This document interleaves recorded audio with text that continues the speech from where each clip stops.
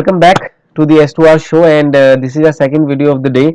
In the morning, we had bought Reliance for 1938. We are at loss 3200. So, this is our objective. We are at loss, we are showing it to you. So, how can we,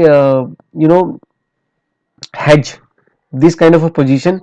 So, we because we have funds, so we can hedge this position with options. So, once we came to know that this position is giving us loss, because you cannot be always right, so sometimes you are wrong. So if you become good at handling these situations, then you can handle all the situations and you are going to make profit in the share market.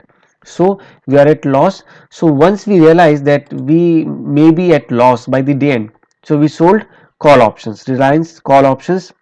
Around 3 lots we sold, and we are getting profit here of around 1000 rupees, and loss of 3000, so loss of around 2000 rupees. And by the day end, I am expecting that it will be a kind of break even, or we may be even at profit.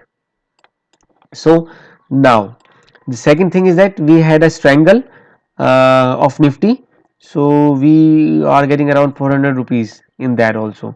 So see, we have taken less risky trades today. Strangle is less risky because you get less profit, and the chances of loss are also very limited.